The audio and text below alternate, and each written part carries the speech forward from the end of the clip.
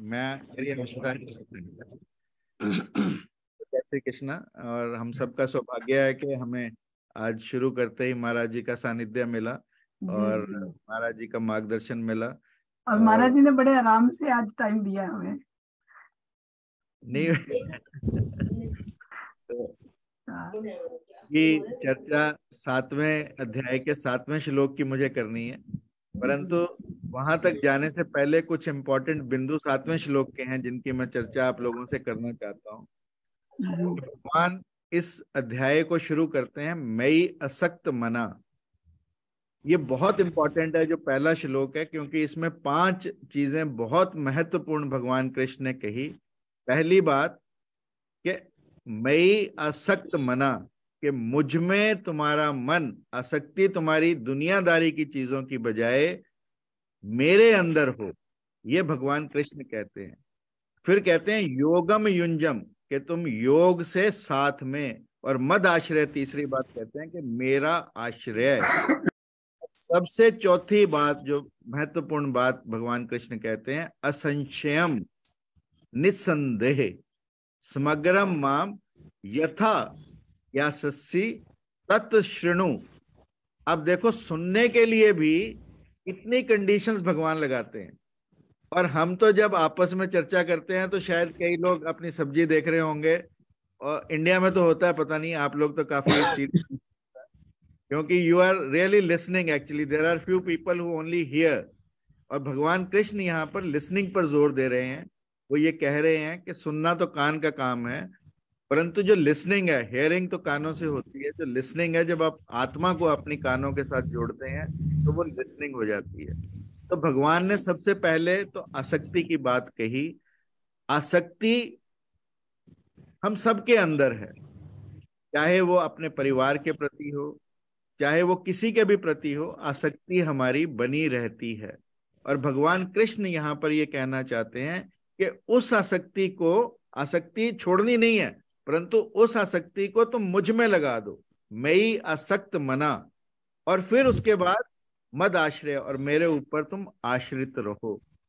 अब भगवान कृष्ण यहाँ पर जिस अनन्य प्रेम की बात करते हैं, जिस मन को अपनी तरफ आसक्त करने की बात करते हैं, जिस पर वो ये कहते हैं कि तू मेरे प्राण योग में लगा हुआ और असंशय भाव से भरा हुआ, तेरे अंदर कोई संशय नहीं होना चाहिए।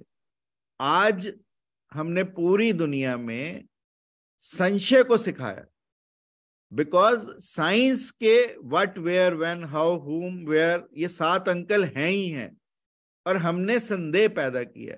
परंतु भगवान कृष्ण ने यहाँ अनन्य भाव की चर्चा करके ये कहने का प्रयास किया कि श्रद्धा का जो भाव है, श्रद्धा की एक जो खिड़की है जो हमें परमात्मा से मिला सकती है, वो श्रद्धा की खिड़की को पूर्व ने या पूर्व के अध्यात्म ने हमेशा खुला रखने का प्रयास किया है। और यदि ये श्रद्धा की खिड़की हमारी खुली रहेगी तो निश्चित रूप से परमात्मा का प्रवेश हमारे साथ रहेगा, परमात्मा हमारे साथ बने रहेंगे।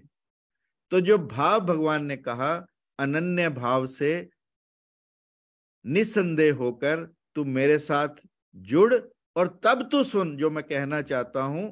और ये जो अनन्य भाव है, यानी जहां पर कोई अन्य ना रहे,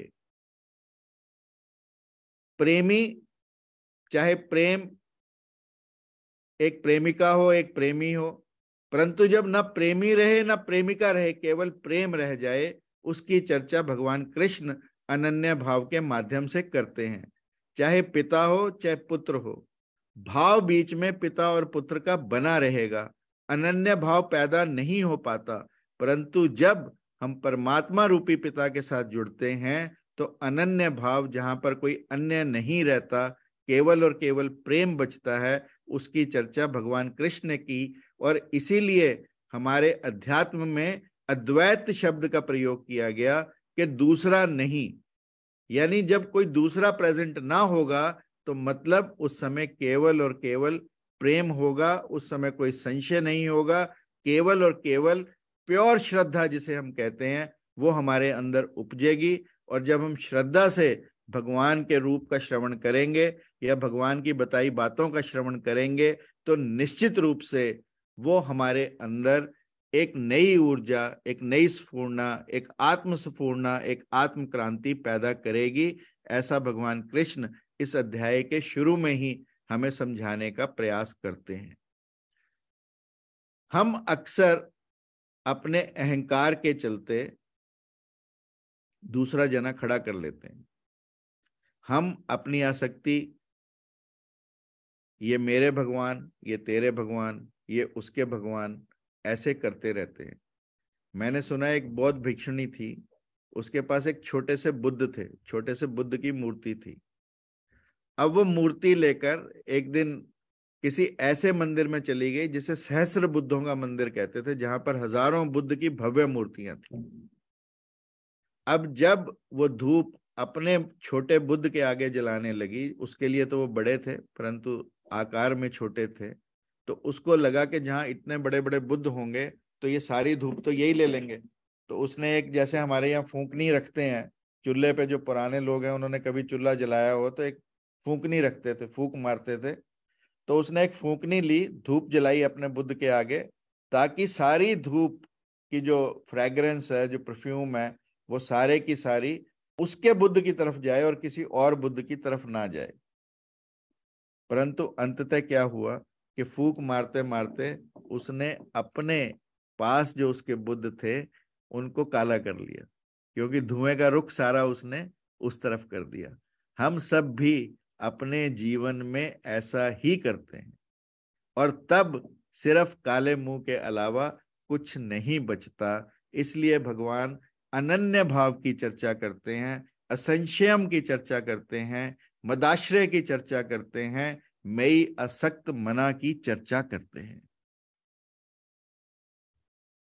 अब जो दूसरा श्लोक है वो उतना ही महत्वपूर्ण है कि भगवान ये कहते हैं कि ज्ञान ते हम सविज्ञानम, जिसकी चर्चा इंदिरा जी ने भी पिछली बार की थी, ज्ञान और विज्ञान की। और ये बहुत महत्वपूर्ण है क्योंकि इस अध्याय का नाम भी ज्ञान विज्ञान कहा गया। और चौथे श्लोक में, तीसरे श्लोक में तो भगवान ये कह देते हैं कोई विरला ही मुझको पाने के लिए चलता है, कोशिश बहुत करते हैं परंतु उनमें से कोई एक विरला मुझको पाने का प्रयास करता है। और चौथे श्लोक तक आते आते भगवान ये कहते हैं कि चाहे भूमि, चाहे आपो, चाहे अनल, चाहे वायु, चाहे मन, चाहे बुद्धि, चाहे अहंकार, ये 8 की 8 मेरी प्रकृतियां हैं और इन प्रकृतियों से पूरा जगत बना है। और उसको वो ये कहते हैं कि ये मेरी अपरा शक्तियां हैं, इनसे मैं जगत का निर्माण करता हूं। और आप भी जब जीवन में देखेंगे तो जगत इन्हीं 8 चीजों से निर्मित है। साइंस कहती है कि 118 एलिमेंट हैं, कभी कभी बढ़ भी जाते हैं किसी पीरियोडिक टेबल में, परंतु 118 बेसिक एलिमेंट्स को हमारा पीरियोडिक टेबल कहता है। परंतु भगवान इन 5 जमा मन बुद्धि अहंकार 8 चीजों से अष्टधा ढंग से अपनी प्रकृति को बताते हैं और ये कहते हैं कि इन 8 से मैंने पूरे जगत का निर्माण किया and it is 100% correct and 100% truth. अब इन 8 अंगों के अलावा भगवान अगले श्लोक में कहते हैं कि मैंने इन 8 के अलावा जो मेरी मटेरियल एनर्जी है, वो एक मेरी चैतन्य शक्ति है जिसे वो अपराशक्ति कहते, पराशक्ति कहते हैं। वो पराशक्ति सबके अंदर मैं डाल देता हूं और उसी चैतन्य शक्ति से ये पूरा विश्व चलता है। और इसी चैतन्य शक्ति को साइंस आज कहीं ना कहीं ढूंढने में लगी है, जिसकी चर्चा मैंने महाराज जी के समक्ष यूनिफील्ड थ्योरी के लिए की, क्योंकि हमने सबने अब तक जितनी भी साइंस पढ़ी है वो डबल फील्ड थ्योरी, या हमने पहले आइंस्टीन को पढ़ा, फिर हमने बोहर को पढ़ा, फिर हमने मैक्स प्लैंक को पढ़ा, परंतु अभी तक जिसकी चर्चा भगवान कृष्ण ने गीता में की है उस पर साइंस की रिसर्च अभी चल ही रही है। और वो दिन दूर नहीं जब साइंस भी इसी विषय को मानेगी कि there is a material energy, common material energy, common चेतना, कॉमन चैतन्य which is flowing through all of us, and that is very very important, and that is not only in the human beings but every being in this universe. So it is very important that we understand all these because each and every word in each and every shloka is so very important. And 6th श्लोक में भगवान कहते हैं, जिसकी चर्चा भी महाराज जी के आगे हमने की, कि केवल और केवल भगवान कृष्ण ने इस बात की चर्चा की कि मैं ही सबका प्रभव, सबकी उत्पत्ति और मैं ही सबका प्रलय। और ये चर्चा साइंस भी अब करती है कि साइक्लिक है, everything is cyclic, whether it is light, whether it is sound, everything is cyclic in nature, वर्तुलकार है। और भगवान कृष्ण ने इसी को यहाँ पर साइक्लिक मानकर जो आज साइंस एस्टैब्लिश कर रही है, वही भगवान कृष्ण ने यहाँ कहने का प्रयास किया है। और पूरी दुनिया वर्तुलकार है, और जब भी हम इस साइकिल को तोड़ने का प्रयास करते हैं, संदेह के माध्यम से हमने जितनी भी साइंस है उसको ब्रेक, स्प्लिट करने की कोशिश की है, जिसका असर आज की मानवता में हमें देखने को मिलता है। आज की भौतिकवादी मानवता में जितनी स्प्लिट पर्सनालिटीज देखने को मिलती हैं, शायद वो इस साइकिल को ब्रेक करने की कोशिश करती हैं। इसी वजह से हम आज पूरी दुनिया में इस बात से पीड़ित हैं और इस बात से त्रस्त हैं, क्योंकि लोगों की पर्सनालिटीज ब्रेकअप हो रही हैं। और स्प्लिट पर्सनालिटी का बहुत इंपॉर्टेंट कॉज ये है कि हमने संशय को क्रिएट किया, हम असंशय नहीं हुए, हमने श्रद्धा के द्वार को बंद कर दिया, और श्रद्धा का द्वार जब बंद होगा तो हम हमेशा दो फाड़ होंगे ही होंगे।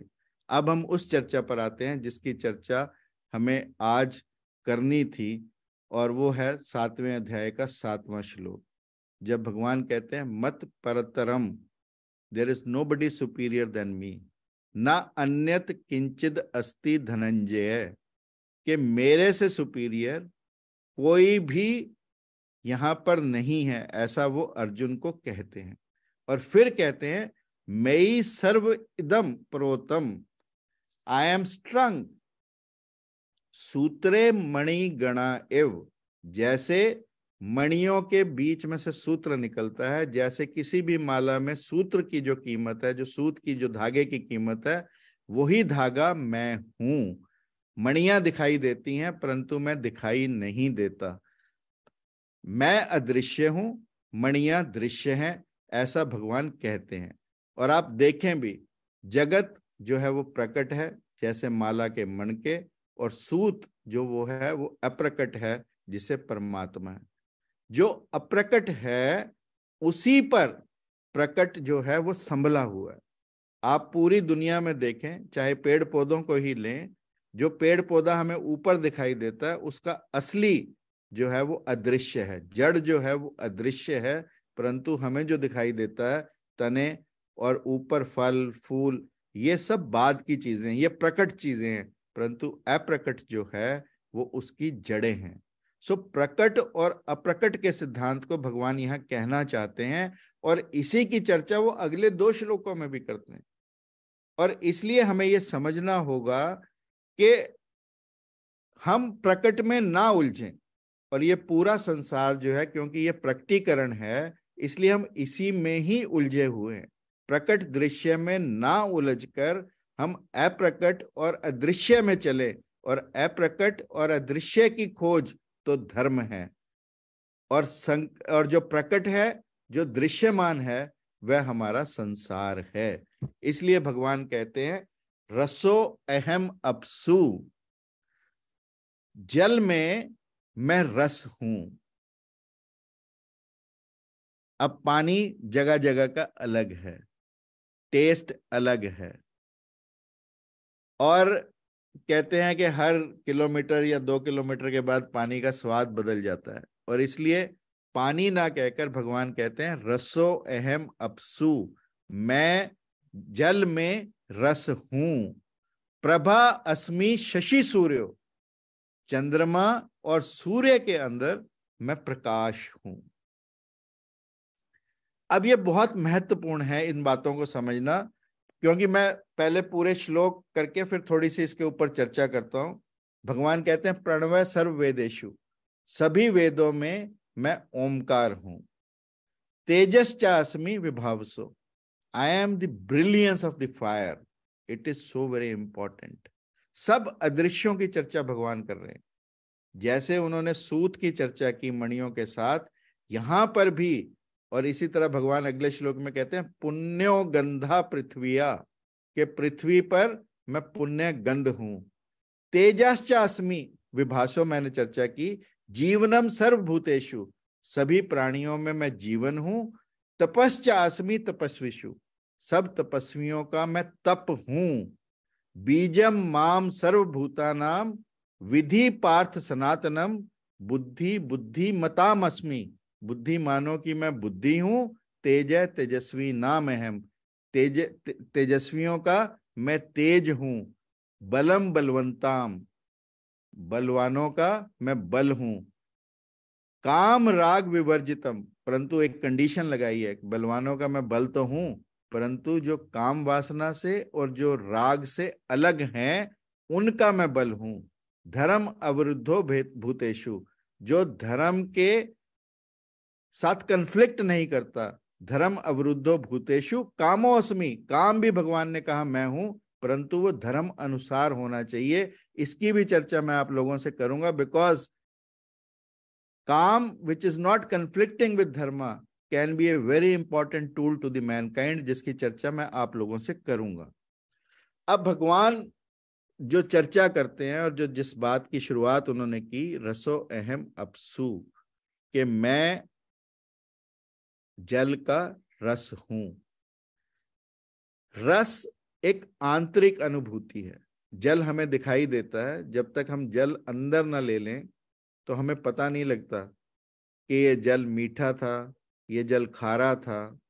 सो दैट इज आवर फीलिंग, वो अदृश्य है। रस जो जल का है वो अदृश्य है, इसी की भगवान चर्चा कर रहे हैं। अब मान लो मेरे पास फूल है, फूल का सौंदर्य, कोई अगर एज ए साइंटिस्ट हम ढूंढने लगे तो हमें शायद उसके पेटल्स मिले, हमें उसके पोलन्स मिले, हमें उसके एंड्रॉइड्स मिले, परंतु बहुत सारे पार्ट्स फ्लावर्स के हमें मिलेंगे, परंतु एंड में सौंदर्य हमें नहीं मिलेगा। सौंदर्य एक अनुभूति है जिसकी भगवान चर्चा करते हैं। और इसी तरह से पृथ्वी पर कहते हैं मैं पवित्र गंध हूं।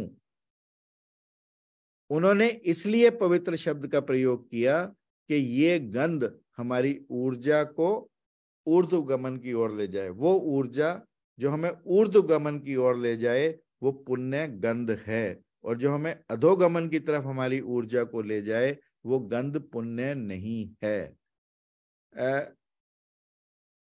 ये कहा जाता है कि महावीर जहां भी बैठते थे वहां से एक बहुत डिफरेंट टाइप की एक सुगंध, पर बड़ी अच्छी सी बड़ी मधुर सी सुगंध निकलती थी। और ये एक वाजिब सी बात है कि बात समझने की है कि जिस व्यक्ति के आसपास पॉजिटिव वाइब्स, हम कहते नहीं है कि कई बार कोई व्यक्ति एंटर करता है तो पॉजिटिव वाइब्स मिलते हैं, जैसे हम महाराज जी के कमरे में एंटर करते हैं तो हमें पॉजिटिव वाइब्स मिलते हैं। तो ये जो पॉजिटिव वाइब्स हैं ये हैं तो अदृश्य, बट ये हमारी फीलिंग की बात है, ये हमारी अनुभूति की बात है। तो भगवान कृष्ण यहाँ जिन जिन चीजों की चर्चा करते हैं वो उसमें अनुभूति की बात करते हैं, कि हमारे अंदर जो अदृश्य चीजें हैं उनकी चर्चा हर चीज में से वो करते हैं। जैसे उन्होंने कहा कि शशि और सूर्य में मैं प्रकाश हूं। अब ये समझने वाली बात है, हम जितनी भी चीजें देखते हैं वो सब प्रकाशित हैं, वो प्रकाश नहीं है। लाइट में हमें जितनी चीजें दिखाई देती हैं वो आफ्टर रिफ्लेक्शन दिखाई देती हैं, वो प्रकाशित हैं, वो प्रकाश नहीं है। इन डिफरेंसेस को हमें समझना है। इसी तरह भगवान कृष्ण ने कहा तपस्वियों में मैं तेज हूं। उन्होंने तपस्वियों की तपश्चर्या की बात नहीं की। तपश्चर्या, बहुत लोग एक टांग पर खड़े हैं, बहुत लोग सिर पर आग लेकर खड़े हैं, बहुत लोग बर्फ में खड़े हैं, बहुत लोग एक टांग पे 14-14 साल से खड़े हैं, परंतु भगवान कृष्ण उसकी चर्चा तपश्चर्या की नहीं करते। वो उस तप की चर्चा करते हैं जिस तप की वजह से हमारे आसपास एक पॉजिटिव एनर्जी, एक पॉजिटिव ऑरा क्रिएट होता है, उस तप की बात करते हैं। और फिर भगवान कहते हैं कि आकाश में मैं शब्द हूं। शब्द, जैसे मैं अब आपसे चर्चा कर रहा हूं, हो सकता है कि आप लंदन में बैठे मेरी आवाज को 10 सेकंड के बाद या 15 सेकंड के बाद ले पा रहे हो, और इसलिए ये कहा जाता है कि या तो हम बोलें तो सत्य बोले, अच्छा बोले, जो दूसरों को अच्छा लगे वो बोले, नहीं तो हम मौन रह जाए, ये अक्सर कहा जाता है। तो भगवान कृष्ण भी यहाँ पर ये चर्चा कर रहे हैं कि आकाश में मैं शब्द हूं और शब्द हमेशा रहते हैं। जैसे आप मेरी वॉइस को 10 सेकंड के बाद पकड़ पा रहे हो, इसी प्रकार से भगवान कृष्ण ने जो 5000 साल पहले कहा, अब साइंस उसे कब पकड़ लेगी ये समय बताएगा, पर पकड़ेगी जरूर। दिस आई एम श्योर कि पुरानी बात जो भी आपने एक बार अपनी ध्वनि पैदा की, ये हमेशा आकाश में रहेगी। और इन शब्दों को पकड़ने की कला, अब जैसे हमने ट्रांसमीटर्स पैदा किए, रेडियो ट्रांसमीटर्स आए, टीवी ट्रांसमीटर्स आए, तो हम टीवी के माध्यम से हम देख भी सकते हैं, सुन भी सकते हैं। रेडियो के माध्यम से हम केवल वॉइस को पकड़ सकते थे, परंतु आने वाले समय में हम पुरानी कई बातों को जो अब हम रिकॉर्ड करते हैं वो शायद समाप्त नहीं होती, उसे साइंस पकड़ पाए। इस प्रयास में साइंस है और कुछ हद तक साइंस इस मामले में आगे भी बढ़ी है। और जैसा मैंने कहा कि जब हम बोलते हैं, अगर हम अच्छा नहीं बोलते तो मौन रहना अच्छा है, क्योंकि थोड़ी सी जो मौन की कला है वो बहुत महत्वपूर्ण है। और इसके ऊपर हम कभी भी चर्चा कर सकते हैं, बिकॉज ये सब विषय बहुत महत्वपूर्ण है। मैं जैसे जैसे ये चैप्टर 7 है, मतलब वैसे तो गीता का प्रत्येक श्लोक, प्रत्येक शब्द requires a longer discussion, but ये वाली जो चीजें हैं इनमें से भी हर चीज, रसोहयम अप्सु पूरा चैप्टर बनता है, प्रणव सर्ववेदेषु पूरा चैप्टर बनता है, प्रभा अस्मि शशि सूर्यो पूरा चैप्टर बनता है। परंतु हमें यह समझना होगा कि भगवान कृष्ण यहाँ पर हमें अप्रकट और अदृश्य देखने की प्रेरणा कर रहे हैं। और जिस दिन हमारा झुकाव उस चीज की तरफ होगा जो अदृश्य है, जो अप्रकट है, तो वो निश्चित रूप से हमें धर्म की तरफ ले जाएगी, हमें परमात्मा की तरफ ले जाएगी। एक महत्वपूर्ण बात है कि भगवान कृष्ण कहते हैं कि मैं ओंकार हूं। ओंकार इतना महत्वपूर्ण है, ओम इतना महत्वपूर्ण है, जैसे आजकल WW है, हर चीज में हमने कोई साइट खोलनी हो हम WW लगाते हैं। तो ओम भी एक ऐसा मंत्र है जो किसी भी भगवान का लगाना हो पहले ओम लगेगा ही लगेगा। भगवान शिव पार्वती से शिव भैरव में कहते हैं कि ओम शब्द में 3 है, आ उ म। तू आ को भूल जा, पार्वती को कहते हैं, तू म को भूल जा, परंतु ऊ को याद रख।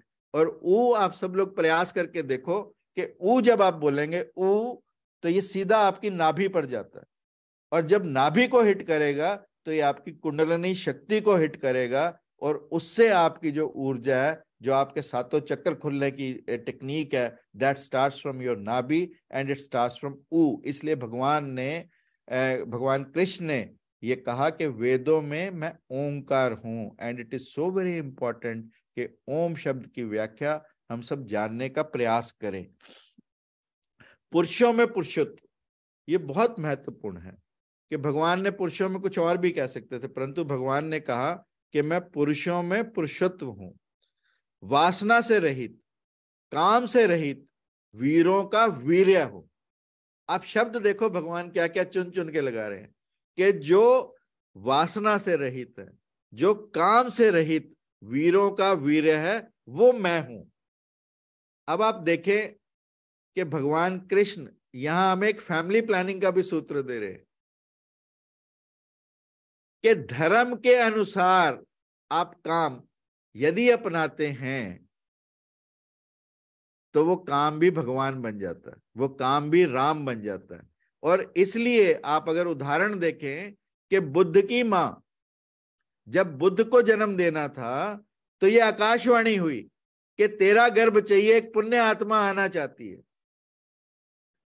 परंतु ये था कि अगर पुण्य आत्मा तेरे माध्यम से जन्म लेगी उसी दिन तेरा अंत हो जाएगा, उसी दिन तेरी मृत्यु हो जाएगी। परंतु बुद्ध की मां ने जब ये सुना कि एक पुण्य आत्मा आएगी और वो लाखों लोगों का कल्याण करेगी, तो मृत्यु का भय भी बुद्ध की मां को नहीं सताया, और उसने मृत्यु का वर्ण किया बुद्ध को जन्म देकर। ये है वासना से रहित, काम से रहित, वीरों के वीर्य जैसी बात। और जब धर्म अनुसार कोई भी काम होगा, चेतना के अनुसार कोई काम होगा, तो गर्भ देने वाली मां, गर्भ धारण करने वाली मां हाँ या ना भी कर पाएगी, and that will be the best family planning for this universe. आज हम जितना भी फैमिली प्लानिंग पर जोर देते हैं और जितने भी आर्टिफिशियल मेथड्स अपनाते हैं, we can have the powers in this. This is what Lord Krishna wants to say, कि हम धर्म के अनुसार यदि ये सब कार्य करेंगे तो हम निश्चित रूप से व्यक्ति की चेतना को जागृत कर दें, व्यक्ति की चेतना को इतना जागृत कर दें कि उसके अंदर गर्भ धारण करने या ना करने, हाँ या ना कहने की पावर पैदा कर दें। तो वो दिन इस दुनिया के लिए बहुत महत्वपूर्ण होगा और इस दुनिया के लिए एक नई शुरुआत होगी। फिर भगवान कहते हैं बुद्धिमानों की बुद्धि।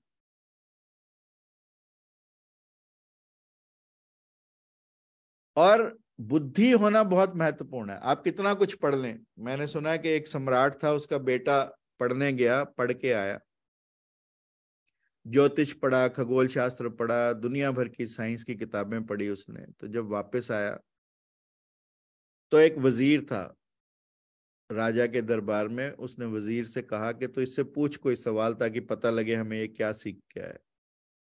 तो वजीर ने कहा कि ये कह रहा है कि मैं बहुत कुछ बता सकता हूं। तो उसने अपने उंगली का एक छल्ला, रिंग निकाली और अपनी मुट्ठी में बंद कर ली। तो अब उससे उसने पूछा कि बता मेरी मुट्ठी में क्या है। तो जो राजकुमार था उसने कहा कि कुछ गोल गोल है। उसने कहा आगे बता। उसने कहा इसमें एक छेद है। उसने कहा आगे बता कि क्या हो सकता है। उसने कहा शास्त्रों में तो ऐसा कुछ नहीं लिखा, परंतु मैं अपनी बुद्धि से बताता हूँ कि ये कोई पहिया हो सकता है। अब आप फर्क समझ सकते हैं कि क्या बुद्धि थी ये, कि मुट्ठी में पहिया कैसे बंद हो सकता है, इस बात की तो उसे बुद्धि नहीं आई, परंतु जानकारियां बहुत आ गई। तो ये महत्वपूर्ण है कि भगवान ये कहते हैं कि मैं बुद्धिमानों की बुद्धि हूं। और भगवान ने ये नहीं कहा कि मैं बुद्धिमता हूं, बुद्धिमानी की बात नहीं की, ज्ञान की बात नहीं की। उन्होंने प्योर और pure, he never talked about intellect, he talked only about intelligence, and that is so very important कि हम इस चीज पर ध्यान दें। और अदृश्य की जो हमारी खोज है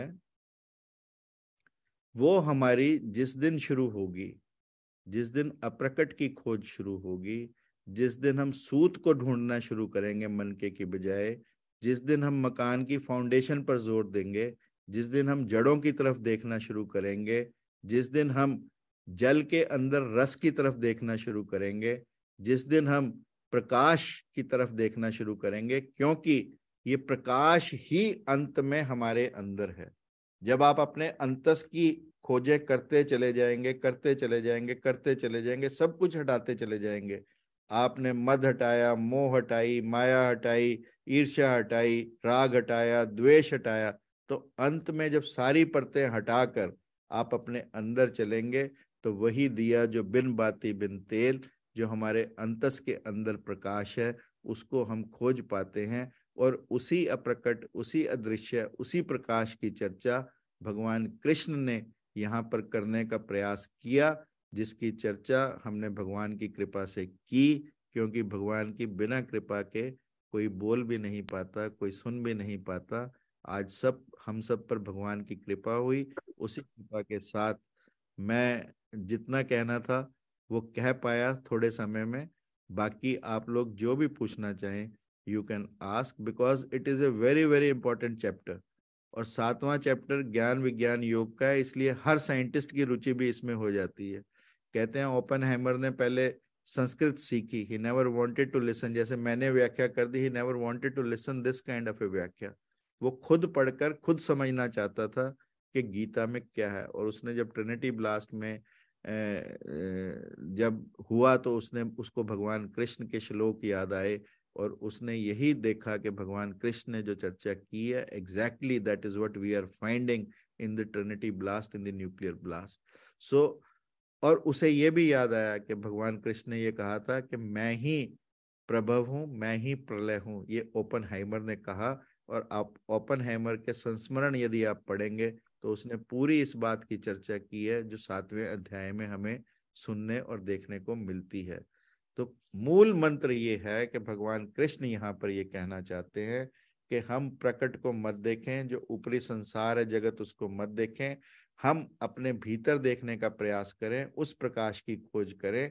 और उसी के उदाहरण भगवान ने यहाँ पर देने का प्रयास किया। और वहीं से उन्होंने चर्चा शुरू की कि मैं माला के मणकों में मणका नहीं हूं, सूत हूं माला में। और यदि तू सूत को देख पाए, उस सूत को पकड़ पाए, तो तेरा जीवन ज्ञान की ओर अग्रसर होगा। Thank you very much. जय श्री कृष्ण। थैंक यू जी, आपका बहुत बहुत धन्यवाद डॉक्टर साहब। बहुत ही अच्छे ढंग से आपने एक्सप्लेन किया है एज ऑलवेज। तो really thanks for your time and आप इतना हमारे लिए कर रहे हैं। Thank you.